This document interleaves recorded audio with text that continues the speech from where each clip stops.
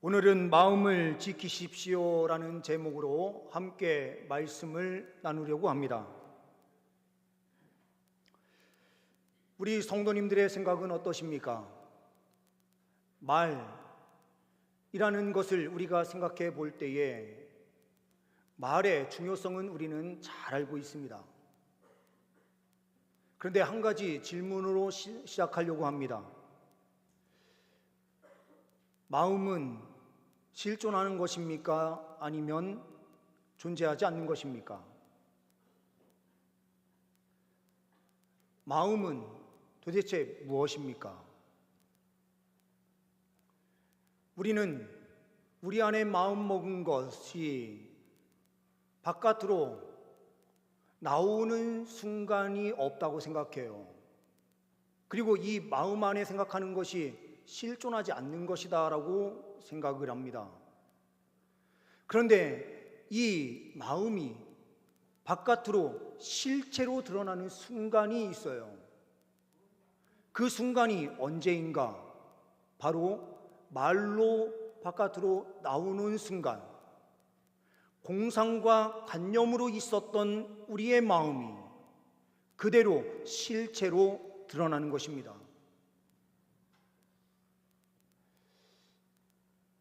어떤 분이 이런 이야기를 하시더라고요. 무쇠도 수세미에 상처가 난다.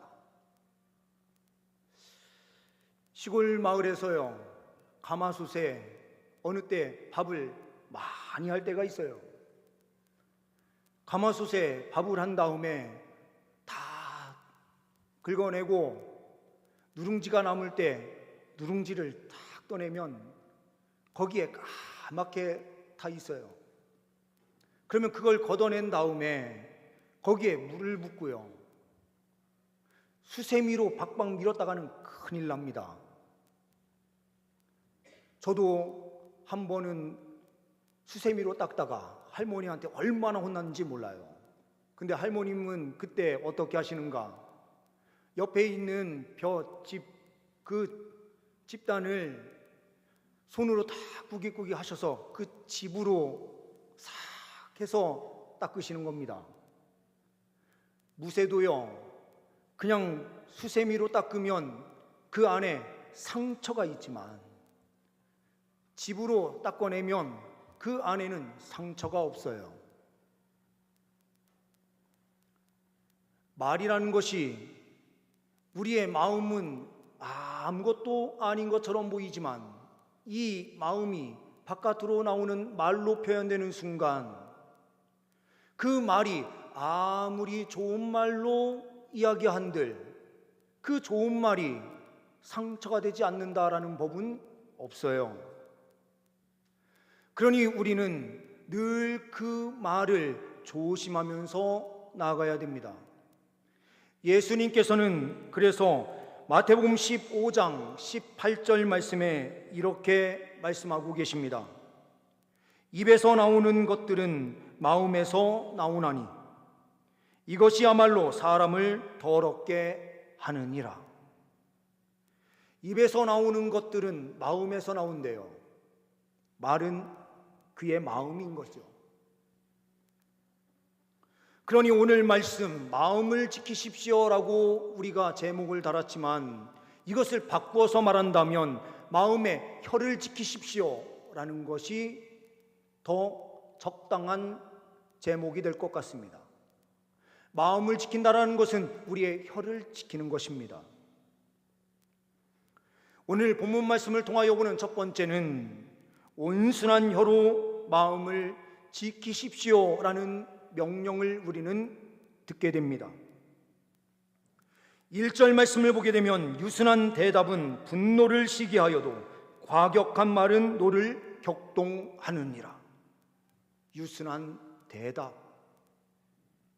4절 말씀을 보게 되면 온순한 혀는 곧 생명나무이지만 패역한 혀는 마음을 상하게 하느니라. 누군가가 말을 했을 때 우리도 모르는 사이에 유순한 대답이 아닌 툭 던진 조금 더 깊이 생각하고 답변해야 되는데 그냥 툭 던진 그 말이 우리가 생각할 때는 큰 상처가 되지 않는 말이지라고 생각했던 그것들이 때로는 무세에게도 큰 상처가 돼서 남듯 그렇게 사람들의 마음에 상처가 남는 일들이 있습니다.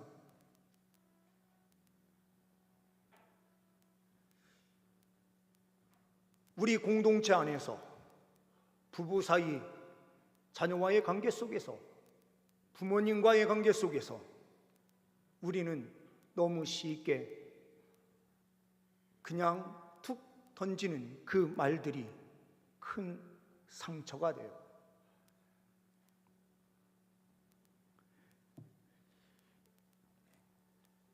옛날 백정이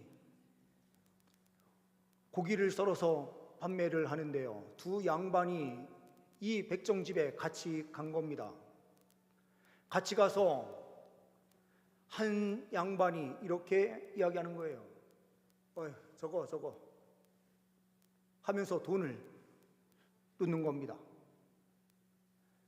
백정은 아무 말 하지 않고요, 고기를 썰어서 줘요. 그 다음 양반이요, 김서방 이걸로 주시게 하는 거예요. 그랬더니 이 백정이 또 고기를 썰어서 탁 올려주는 거예요.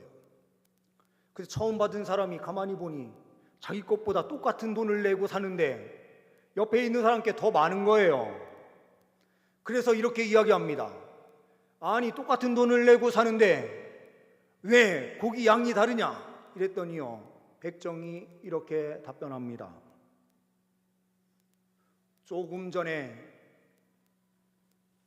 양반님께 드린 것은 백정 천민인 사람이 드린 것이고, 이분께 드린 그 사람은 김서방이 드린 겁니다.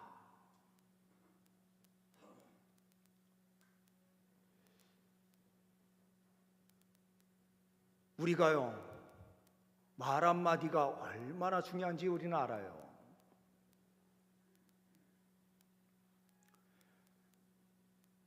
유순한 대답, 이 안에 복음의 메시지가 있어요. 유순한 대답, 우리는요, 하나님 앞에 늘 범죄를 저질러요. 그리고 하나님 앞에 우리는 이렇게 이야기해요. 하나님, 어떻게 우리에게 이러실 수 있습니까? 하나님, 왜 우리의 기도는 듣지 않으십니까?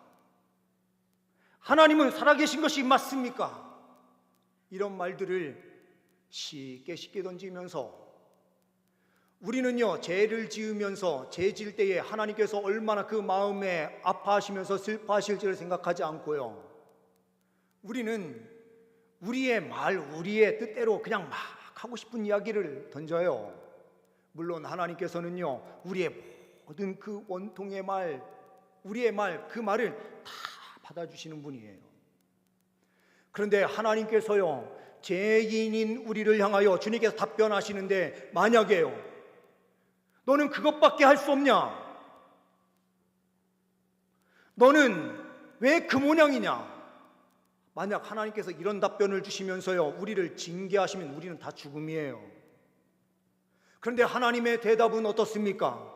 죄인인 우리의 그 죄됨의 외침 속에서도요, 하나님께서는 가장 유순한 답으로 답하세요. 자기의 가장 사랑하는 예수 그리스도를 이 땅에 보내어 주시면서 하나님께서 대답하시는 그 대답은 자기 외아들을 내어주시는 그 사랑이었어요. 예수님께서는요, 십자가에서 죽으시면서도 아무런 그 어떠한 말로도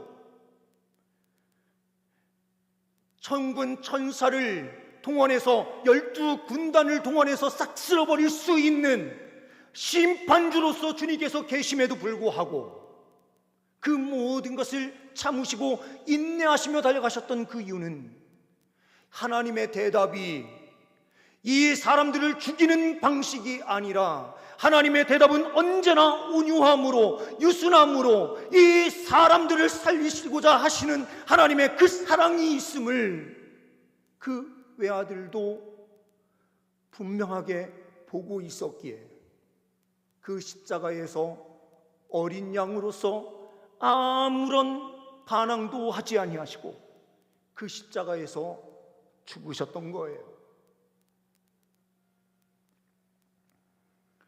십자가에 복음이 있다, 주님을 믿는다 하는 우리는 어떻습니까?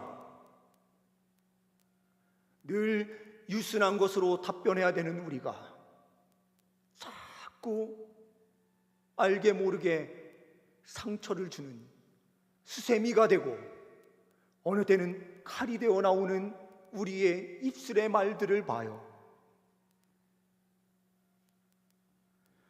베드로는 이 사실을 깨닫고 말씀을 받는 자들에게 이렇게 말씀을 하고 있습니다. 너희 마음에 그리스도를 주로 삼아 거룩하게 하고 너희 속에 있는 소망에 관한 이유를 묻는 자에게는 대답할 것을 항상 준비하되 온유와 두려움으로 하고. 베드로는요 깨달았어요. 하나님의 답변은 언제나 온유함이시구나.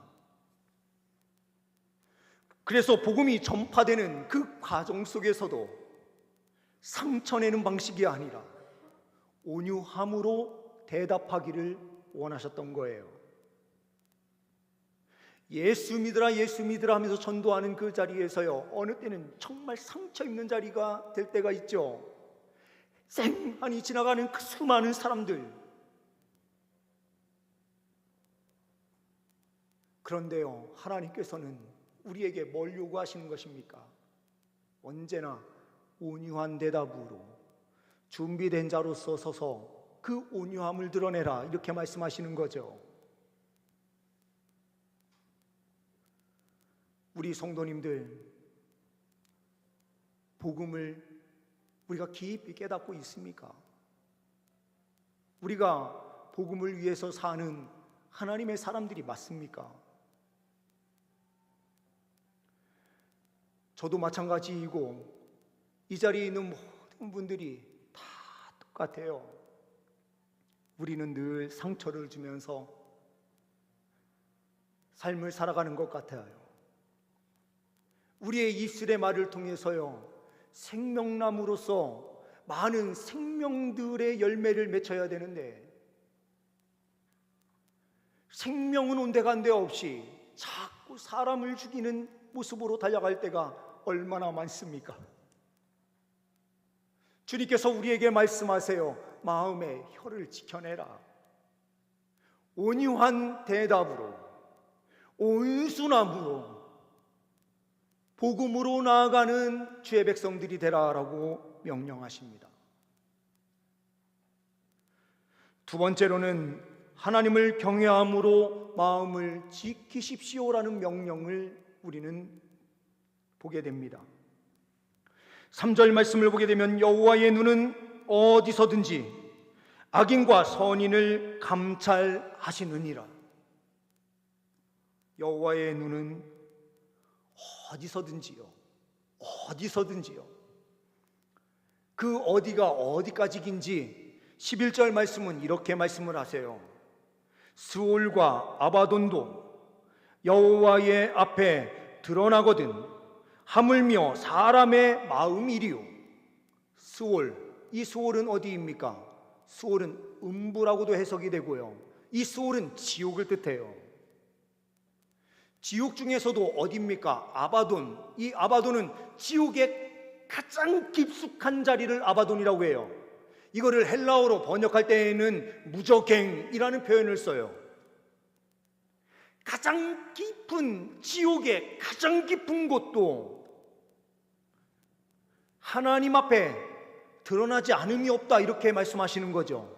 이 이야기는 무슨 말씀입니까? 그 어느 곳에서도요 하나님의 눈을 피할 수 있는 자리가 없다, 이 뜻이죠.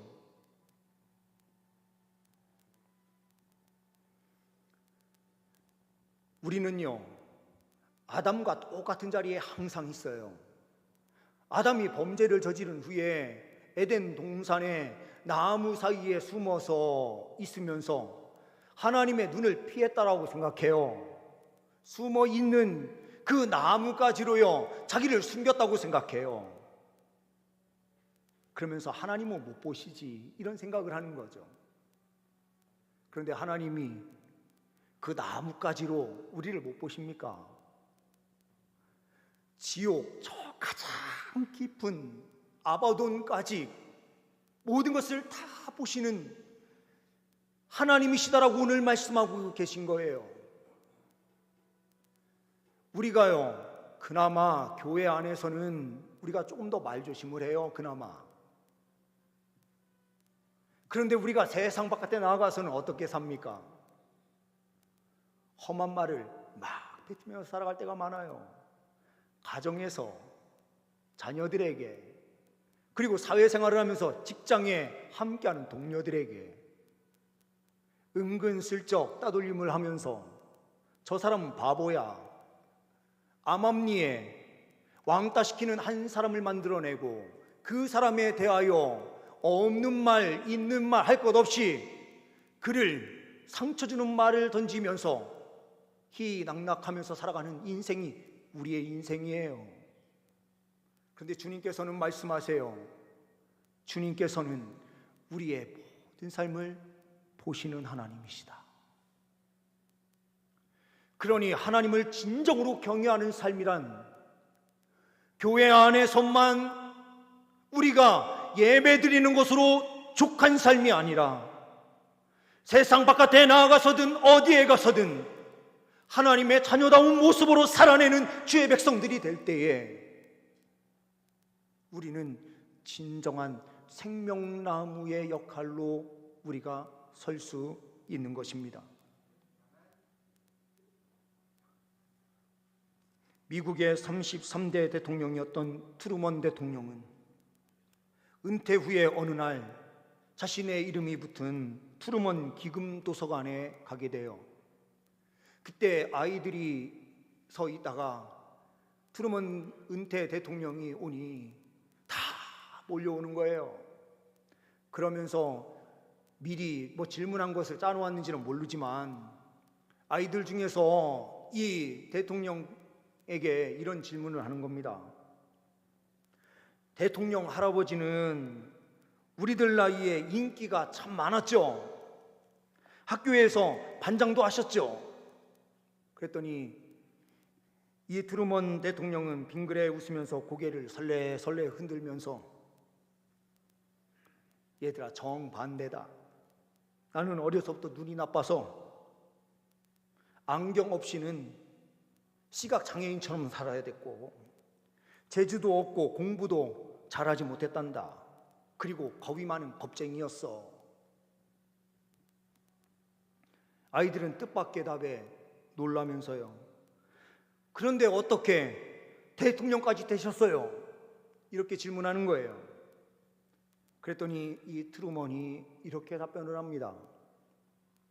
하나님이 나와 함께 하시고 계시고 나를 도와주시고 나에게 늘 힘이 되어 주신다라고 약속한 말씀을 내가 붙잡고 있었기 때문에 이 자리에까지 올라갈 수 있었다. 이 트루먼 대통령은 제2차 세계대전의 승리를 이끌었던 대통령이에요.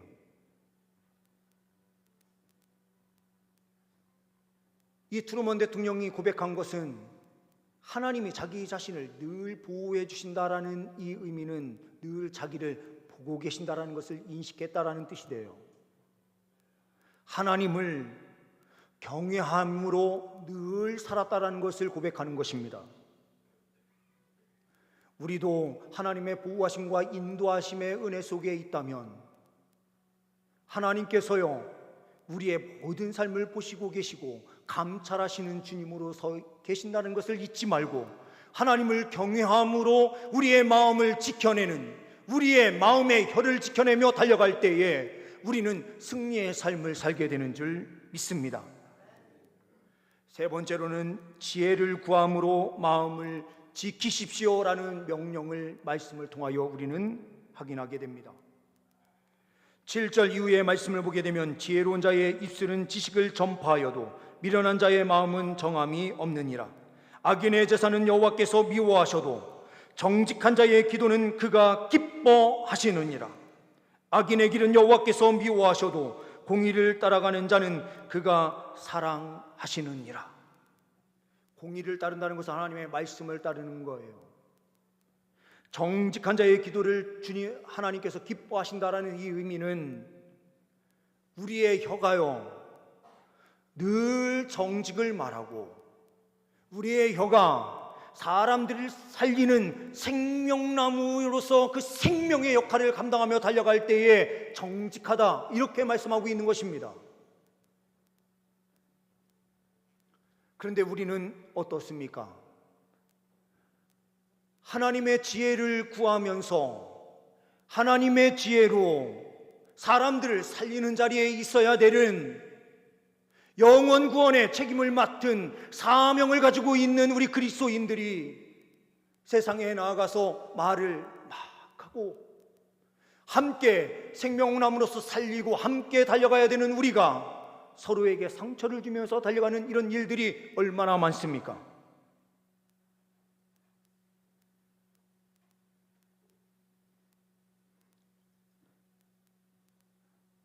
스타벅스의 하워드 실추라고 하는 사람이요, 1980년대 초 시애틀의 작은 커피 원두 판매하는 곳으로 시작된 그곳에 함께 합류하면서 많은 아이디어를 냈어요. 그런데 그때 경영진들이 다 이렇게 이야기하는 것입니다. 그거는 현실성이 없어. 그거는 안 되는 거야. 그의 말은 다 회의적으로 사람들이 받아들이면서요, 그의 의견을 제대로 수용하지 않는 거예요. 그래서 이 사람은 퇴사 후에 자기만의 브랜드를 하나 만들어서 작은 커피숍으로 시작을 하는데 이 사업이라는 것이 마음대로 안 되는 거죠. 그래서 이 사람의 선택은 어떤 것이었냐, 이탈리아의 한 여자 커피 전문 사업가가 있었어요. 그 사업가의 알라리아 발리라고 하는 이 발리에게 찾아가서요, 그에게 질문을 던져요. 커피숍을 잘 운영하기 위해서는 어떻게 해야 됩니까? 근데 이 사람이 참 모든 곳에 이게 오픈되어 있는 사업가였나 봐요. 이 슐츠에게 처음부터 끝까지 모든 것을 다 설명해 줬어요. 고객 경험, 매장 분위기, 직원 교육, 커피 맛을 어떻게 잘 내야 되는지까지 다 이야기해 준 거예요. 이 실추가 미국으로 돌아가서 저 스타벅스를 내가 인수하겠다 하면서요, 스타벅스를 인수하고 미국식 방식으로 그것을 해석하면서 새로 만들어냈어요. 이 발리라고 하는 한 사람의 조언을 통해서요, 세계적인 커피숍이 나오게 된 거예요. 지혜 있는 사람에게 가서 한마디 구하는 것이 얼마나 중요합니까?